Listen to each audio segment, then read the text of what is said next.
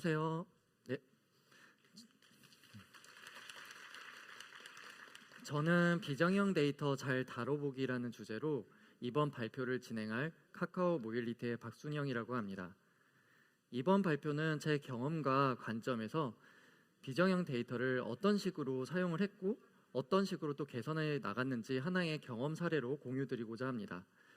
그래서 이렇게 잘 사용하기 위해서 구현 시에 발견했던 여러 제약을 코드상의 제약, 성능상의 제약을 어떤 식으로 개선해 나갔는지 공유해 보려고 합니다. 먼저 본격적인 발표에 앞서서 간단하게 제 소개를 드리겠습니다. 저는 현재 카카오 모빌리티에서 서버 개발자로 일하고 있고요. 이번에 새롭게 설립되는 전기차 충전 인프라 및 플랫폼 관련 사업 법인의 새로운 시작을 준비하고 있습니다. 발표의 순서는 보시는 바와 같이 크게 이렇게 세 가지 내용과 마지막 마무리 내용으로 진행됩니다. 첫 번째는 구현 목표와 배경에 대한 설명이 되겠는데요. 먼저 비정형 데이터를 가지고 비정형 데이터베이스에 저장하는 상황에 대해서 한번 설명드려 보겠습니다. 일단 이 상황에서 우리가 이제 생각할 수 있는 장점과 단점을 한번 짚어보고 내용을 진행할 건데요. 첫째는 비구조화에서 오는 장점이 있습니다. 외부 인프라인 데이터베이스에서 스키마를 강제하지 않기에 구현의 책임이 코드에 있게 되고 리스트나 오브젝트 등의 코드 기반의 인베디된 형태도 서용하기 때문에 코드 구현과 일치한 상태로 빠르게 구현할 수 있다는 장점이 있습니다. 두 번째는 외부 입력이 가변적이라서 특정한 형태를 규정할 수 없는 경우에 이 값들을 순수하게 그대로 저장함으로써 오는 이득이 있겠죠. 여기서 제가 예시로 드린 것처럼 이벤트 로그 같은 그런 데이터들도 이런 특성에 속하게 됩니다. 마지막으로 비정형 데이터베이스가 주로 저장되는 NoSQL 기반의 아키텍처에서 오는 장점이 되겠는데요. 상호 참조가 적은 형태이다 보니까 어플리케이션 단에서 샤딩이나 파티셔닝에 대한 상황과 트랜잭션 등의 제약 상황을 크게 고려하지 않아도 되는 그런 상황에서는 클러스터링이 용이하다는 그런 장점이 있어서 스케일 아웃 할 때 좀 빠르게 대응할 수 있다는 장점이 크다고 볼 수 있습니다. 그 외에도 데이터들의 관계가 중요하지가 않다면 입력 I/O가 빠른 편이기도 한데요. 특히 쓰기 작업 진행할 때 메모리에 먼저 선 저장한 후에 비동기적으로 디스크에 쓰기 I/O가 발생하기 때문에 서비스 응답을 먼저 돌려줄 수 있다는 점에서 속도를 좀 더 빠르게 할 수 있습니다. 그렇다면 사용하기에 나쁜 경우는 어떤 게 있을까요? 첫 번째는 트랜잭션이 중요한 경우입니다. 많은 NoSQL에서는 ACID를 보장하지가 않아서 몇몇 데이터베이스에서는 이를 극복하고자 트랜잭션을 지원하는 시도도 물론 있지만 우리가 보통 사용하는 RDBMS의 수준을 생각하기에는 좀 어렵다고 볼 수 있습니다. 그리고 조인을 만약에 사용한다고 하면 성능이 굉장히 좋지 않은 편입니다. 실제로 제가 이 사례를 다루기 앞서서 테스트를 한번 해봤었는데요. 몽고DB랑 포스트그레 SQL을 가지고 조인 상황에서의 조회 속도를 측정해 봤더니 최소 50배에서 130배까지 조회 속도의 차이가 있었습니다. 마지막으로 인메모리 DB가 아닌 대부분의 경우에서는 I/O의 부하가 더 크거나 혹은 메모리를 더 많이 점유하는 등의 서버 자원을 더 많이 사용하는 상황도 있습니다. 그러면 본격적으로 내용에 돌입하기 위해서 우리가 다루는 이 케이스에 대해서 한번 하나의 간단한 사례를 가지고 와봤는데요. 바로 우리가 다룰 이 데이터의 내용입니다. 우리가 만들 서비스는 운동기록 앱이라고 가정을 하고 진행을 해보겠습니다. 물론 제가 실제로 작업했던 실제 사례를 좀 더 간단하게 간소화해서 가지고 온 건데요. 먼저 운동의 종목이 사이클인지, 러닝인지, 수영인지 등에 따라서 데이터의 필드 구조가 고정되지가 않는 상황이라고 봤습니다. 그리고 운동 기록 하나를 한 번에 저장하는 구조로 구현을 할 거라고 봤고요. 이럴 경우를 생각을 하게 되면 당연히 트랜잭션이 그렇게 중요하지 않은 상황이 되겠죠. 마지막으로 기록이 한 번 저장이 되면 크게 수정될 일도 없는 그런 상황이라고 생각을 했습니다. 형태로 보자면 이런 식의 형태가 되겠는데요. 먼저 공통 필드에는 데이터의 ID, 그러니까 PK가 되죠. 그 아이디와 함께 사용자의 번호, 운동 종목과 시간, 그리고 그 기간이 있습니다. 그리고 기본적으로 데이터가 운동 기록이기 때문에 소모 칼로리도 공통 필드로 둘 수도 있겠습니다.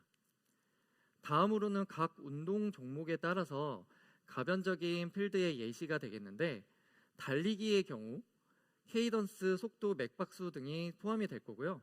수영을 예시로 들자고 하면 스트로크 같은 거라든가 아니면 수영장의 레인 길이라든가 이런 값들이 추가될 수 있겠습니다. 그리고 부가적으로 시스템의 구성에 대해서 간략하게만 도면을 가지고 왔는데, 앱에서 HTTP 통신으로 게이트웨이를 통해서 요청이 들어오는 그런 형태가 될 거고요. 그 중에서 로깅 서버를 통해서 몽고DB에 저장되는 상황을 고려해 봤습니다.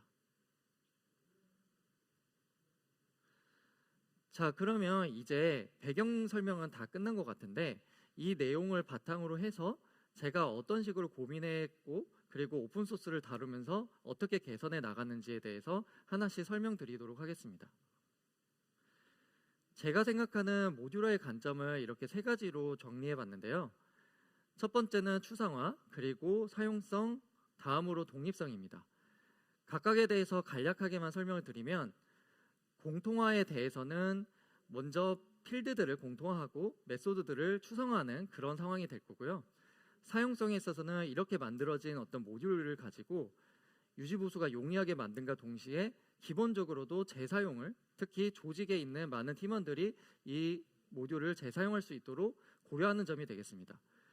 그리고 의존성을 최소화하는 그런 상황이 되겠는데, 이 부분은 외부 의존성, 특히 몽고DB나 아니면 다른 NoSQL 그리고 다른 라이브러리들에 대해서 충분히 비의존적이고 재사용할 수 있는 그런 패턴을 고려했다고 보시면 되겠습니다.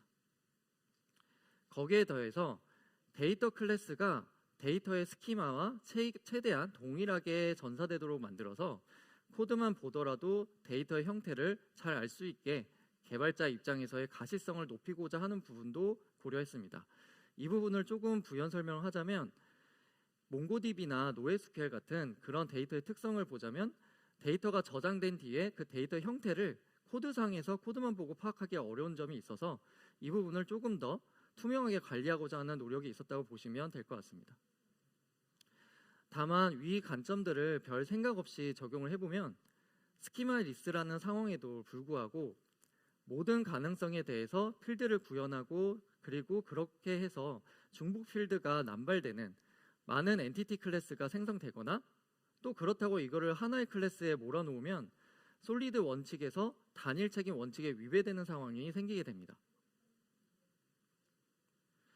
그럼 이러한 필드들을 공통화해보는 것도 하나의 방법이 되겠는데요. 이 부분은 뭐 다른 분들도 많이 생각하시는 부분이 되겠지만, 기본적으로는 상속 관계를 이용해서 여기 보시는 이미지처럼 하나의 도큐멘트에 수평적으로 저장하는 그런 상황이 되겠습니다. 이 부분은 구현도 어렵지 않고 쉽게 해결될 것처럼 보이죠. 부모 클래스에서 공통 필드를 작성하고 자식 클래스에서 운동별로 구분되는 구체화된 클래스들을, 그리고 구체화된 메소드나 필드들을 넣어주면 해결이 될 것처럼 보입니다. 그런데 이거를 클래스의 설계 관점에서 다시 해석을 하면 어떻게 될까요? 하나의 데이터 클래스에 비즈니스 도메인 정보, 여기서는 뭐 수영에 대한 운동 기록이라든가 달리기에 대한 운동 기록이 되는데, 이런 도메인 정보에 대한 부분과 인프라 단에 대한 정보가 서로 뒤섞이게 되고요. 그리고 클래스 재사용까지 제가 고려를 해보자 보면 비즈니스 로직에까지 직접적으로 사용되지 않는 정보들까지 같은 클래스로 묶이게 됩니다. 물론 이를 위해서 DTO를 구성을 해서 변환하는 방법도 있겠지만, 저는 비정형 데이터베이스의 장점을 최대한 살려서 도메인 정보와 인프라 정보를 명시적으로 분리하고 도메인 정보를 순수하게 재사용하고 보존하도록 하려고 합니다. 이를 위해서 그림에서처럼 도메인 클래스가 데이터 클래스에 분리해서 포함되도록 하려고 하는데요. 이 그림에서 데이터베이스에 저장되는 형태의 서비스 도메인 모델이 있고, 그리고 비즈니스 레이어 측면에서도 그 클래스를 재사용하고자 하면서도 이후에 다른 MSA 아키텍처에서도 다른 서비스에서도 이 부분을 재사용할 수 있도록 하려고 합니다. 그리고 찾아본 결과로는 또 다음 문제가 있었습니다. 우리가 아키텍처 상으로 저장소로 삼은 몽고DB와 그 드라이버 클래스에 대한 그런 문제가 되는데, 사실 이 부분은 다른 어떤 드라이버 클래스들에서도 발견될 수 있는 문제이기도 합니다. 여러분들이 데이터를 실제로 저장 후에 확인을 해보시면 이미지와 같이 언더바 클래스라는 필드가 갑자기 생기게 되는데, 이 필드가 기본적으로 조금 문제가 되는 부분이 있습니다. 그거는 내용의 값을 보시면 여기 이미지처럼 패키지명까지 다 들어가 버리게 됩니다. 그래서 어플리케이션에서 여기에 일치하는 클래스가 없다고 하면 런타임 환경에서 리플렉션을 할 때 오류가 나버린다는 점이 있습니다. 이로 인해서 리팩토링을 만약 하게 되거나 아니면 서버 이전을 하게 될 경우에 예기치 못한 개발자들이 겪을 수 있는 그런 문제들이 발생할 수 있다는 점이 하나의 단점이 되는데요. 이뿐만 아니라 의도하지 않은 이런 정보들로 인해서 데이터 설계에도 오염이 발생할 수 있다고 생각을 했습니다. 그래서 이거를 극복할 방법이 있는지 공식 문서를 한번 확인해 봤었는데요.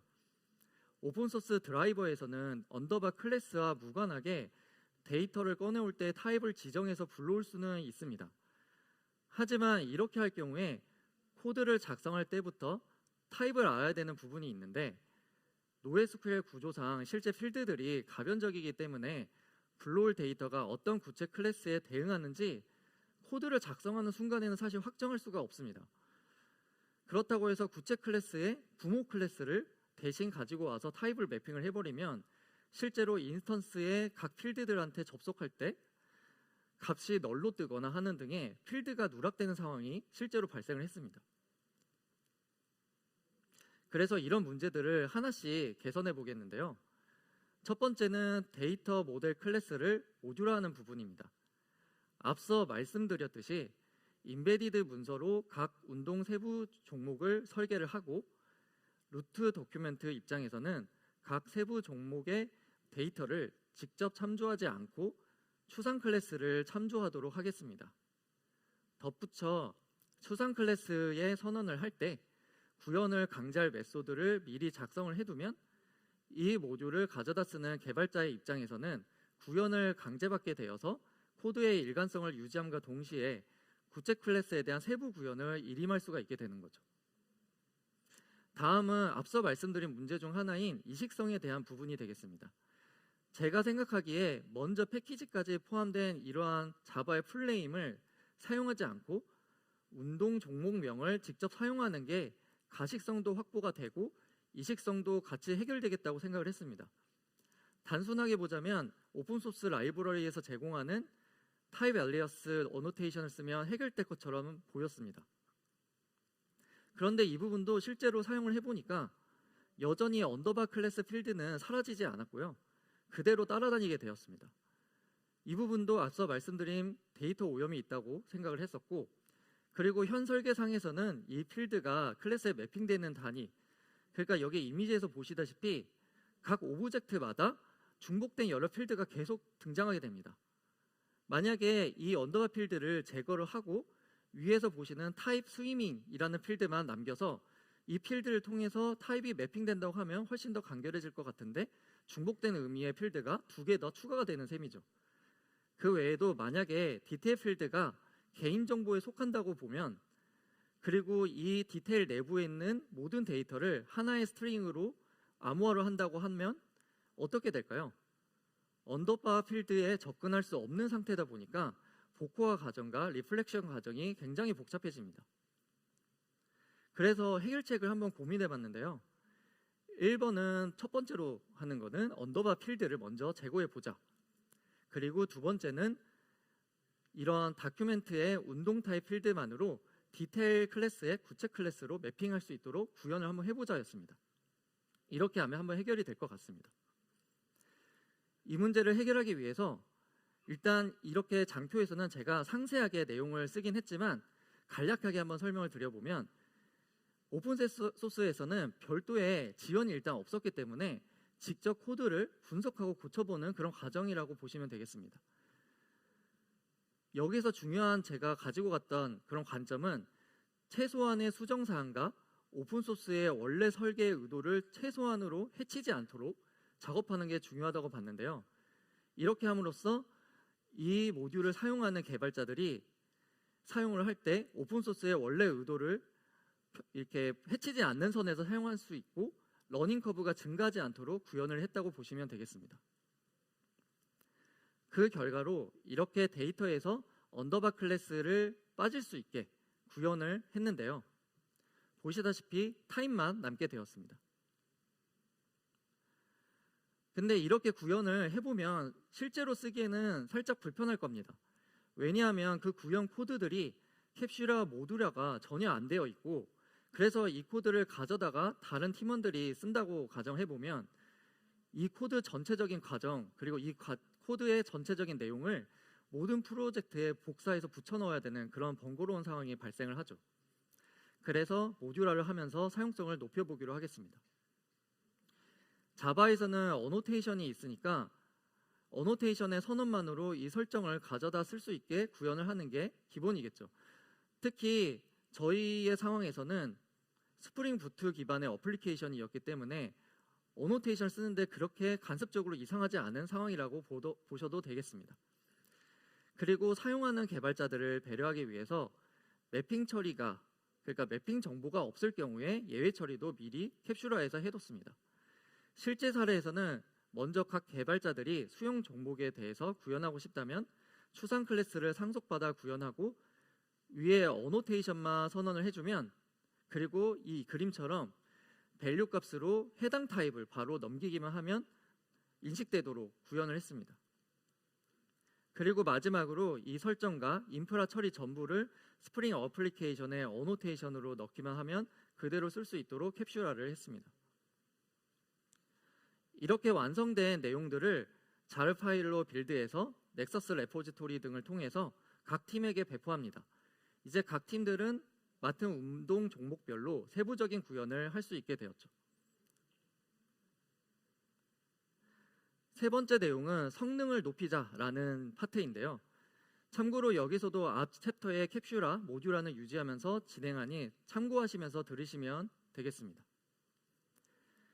일단 몽고DB의 제약 사항들을 알아보죠. 제가 실제 테스트를 해보고 찾아본 결과로는 크게 4가지의 성능상의 제약이 있었습니다. 조인에 대응하는 몽고 룩업의 경우에는 쿼리 실행 전에 쿼리 플래너가 실행 계획을 보통 수립하는 데 비해서 실질적으로 하는 일이 거의 없었습니다. 그리고 도큐멘트 즉 하나의 데이터 크기가 16메가를 넘지도 못하는 그런 제약이 있습니다. 우리의 운동 기록에서는 경로 데이터를 저장하기 위해서 리스트 형태로 좌표값들을 저장하게 될 텐데 그 지점마다의 순간 속도 그리고 위도, 경도 등을 저장하게 되는 그런 상황이 있습니다. 하지만 만약 극단적으로 사례를 하나 가지고 와보면 모든 발걸음마다 위치 좌표를 저장하고 싶다. 그렇게 본다고 하면 느린 달리기 보폭이 계산해보니까 대충 60cm에서 70cm가 되더라고요. 거기에서 96km를 그 정도의 기록을 저장을 하게 되면 16메가를 넘게 되는 그런 상황이 있었습니다. 최근에 이제 울트라 마라톤 같은 거 보면 100km도 달리는데 100km짜리 울트라 마라톤 기록은 저장할 수 없다는 단점이 있습니다. 그리고 데이터를 청크 단위로 쪼개서 저장하는 그리드 FS라는 대안도 있는데 실제로 사용해 보니까 생각보다 조회 속도가 좀 느리고 저장 속도도 그렇게 빠르지는 않았습니다. 그 외에도 인덱스를 걸어도 쿼리 실행 시에 코드에서 직접 어느 인덱싱을 탈지 신경 써줘야 되는 점과 계산을 통해서 데이터베이스에서 값을 계산하는 파퓰레이트의 성능이 아주 안 좋다는 단점도 있었습니다. 그래서 이때를 위해서 레디스를 가지고 왔는데요. 레디스에서는 일반적으로 캐시 용도로 많이들 사용하시는데 여기서는 보조 인덱싱 데이터베이스로도 겸해서 활용을 하려고 합니다. 우리 상황에서는 운동 기록이 저장될 때 어플리케이션 단에서 소팅되기를 원하는 숫자 값을 레디스의 소티드 셋에 저장하고 조회할 때도 레디스를 타겟해서 원본 데이터에 직접적으로 저장하기를 원하지 않는 값을 기준으로 빠르게 조회할 수 있게 했습니다. 그래서 원본 데이터의 조작 없이 분리된 데이터베이스에서 유동적으로 원하는 값으로 소팅을 해서 조회 가능하다는 점이 있는데 이는 굳이 데이터가 저장되는 시점에 계산해서 넣지 않더라도 실시간성은 약간 떨어지겠지만 배치 서비스로 주기적으로 갱신해서 적지 않은 방식도 가능하다는 장점이 있습니다. 우리의 운동기록 서비스에서는 하나의 사례로 제가 가지고 온 것은 친구의 운동 랭킹 보기, 그리고 또 하나는 우리 동네 운동 점수 랭킹 보기가 되겠습니다. 앞서서 부모 클래스를 추상 클래스로 정의했으니 여기서 각 운동 종목들에게 운동 점수를 계산하는 메소드 구현을 강제하도록 먼저 했고요. 여기서 보시다시피 get score라는 것을 강제하도록 했습니다. 그런 다음 우리의 모듈에 알아서 레디스를 보조 인덱스로 사용하는 처리단을 캡슐화해서 구현해서 모듈의 사용자들은 이 부분은 신경 쓰지 않도록 해줍니다. 여기에 레디스에 직접 저장할 때 TTL, 그러니까 time to live죠. 이 값을 지정해서 저장을 하게 되면 특정 기간, 최근 30일 동안만 랭킹 보기 저장을 한다던가 이런 식으로 기간별 랭킹도 적용할 수 있다는 장점도 부가적으로 따라옵니다. 제가 레디스의 소티드 셋을 사용하는 예시를 가지고 왔는데요. 이 그림처럼 원본 기록 데이터와 별개로 지역과 같이 여러 그룹 내에 솔티드 셋 자료 구조를 구성을 하면 원본 기록 데이터가 추가될 때마다 점수를 계산하여 지역 정보에 속하는 키를 찾아가서 바로 솔티드 셋에 삽입을 하면 랭킹 정렬이 발생하게 됩니다. 참고로 여기서 솔티드 셋의 정렬이 발생할 때에 시간 복잡도는 로그 n 정도로 실제로는 그렇게 느리지 않은 충분히 빠른 편이라고 볼 수 있었습니다. 그리고 솔티드 셋의 최대 사이즈는 42억 개까지 들어간다는 점에 의해서 좀 써볼만 하다라고 생각을 했었고요. 좀 더 복잡한 예시로는 이처럼 캐시와 같이 쓰는 그런 케이스가 되겠는데요. 친구 관계에 있는 유저들의 랭킹을 보는 상황이 하나의 예시가 되겠습니다. 솔티드 셋은 이전처럼 랭킹을 정렬할 때 쓰지만 레디스의 데이터 키로는 각 사용자마다의 친구들의 운동 기록의 랭킹을 정렬해주는 그런 형태가 되게 되고요. 원본 기록 데이터가 쌓일 때 해당 데이터의 유저와 친구 관계인 다른 유저들의 리스트를 캐시 쪽에서 셋을 사용해서 캐시해두고 있다가 이 캐시된 정보를 활용을 해서 랭킹 데이터 솔티드 셋에도 각 유저들에게 신규 운동 기록에 점수를 계산해서 넣어주고 원본 아이디 값을 입력을 같이 해두면 각 유저 개별마다의 랭킹이 실시간으로 갱신되게 됩니다. 자, 이렇게 해서 전체적인 과정과 성능 개선에 대해서 공유를 해봤는데요. 한번 제가 마무리해서 결론을 정리해 보겠습니다. 먼저 결론을 좀 놓고 보자면 좀 장점을 생각해 보건데 일관성과 데이터 모델을 잘 분리해서 사용할 수 있다는 점과 그리고 캡슐화와 함께 인프라 레이어와 서비스 도메인 레이어를 분리할 수 있다는 점이 장점이라고 생각했습니다. 특히 모듈화를 통해서 각 팀원들이 재사용된 코드를 쉽게 쓸 수 있고 구체적인 그런 코드 내용을 몰라도 어떤 구현의 강제나 인프라를 어떻게 사용함에 있어서의 성능상의 문제들을 캡슐화할 수 있다는 그런 장점이 있었고요. 다만 단점이 될 수 있는 부분은 이 모듈화에 대해서 약간의 러닝 커브가 분명 존재를 하고 특히나 서비스 규모나 조직 규모가 크지 않다고 하면 이렇게까지 구현해서 작업하는 게 오버 엔지니어링이라는 점이 있겠습니다. 다만 제가 이번처럼 말씀드린 운동기록 서비스의 예시는 이해를 돕는 차원에서 가져온 하나의 단순한 예시로 제가 가지고 온 거고요. 이 점을 감안해 주시면 감사하겠습니다. 실제로는 조직 규모가 충분히 크고 전사적으로 사용되는 공통 모듈을 구현하는 그런 상황에서 생각해 볼 수 있는 방안이지 않을까라고 생각해 봅니다. 마지막으로 저희 팀에서는 LG U+와 전기차 충전 사업을 위한 JV 설립 중에 있는데요. 새로운 전기차 미래를 대비하기 위해 회사를 셋업해 나가면서 즐겁게 일하고 있습니다. 혹시나 새로운 기회에 관심 있는 분은 여기 보이시는 이메일로 개인적으로 문의 주시면 감사하겠습니다. 긴 발표 들어주셔서 감사합니다.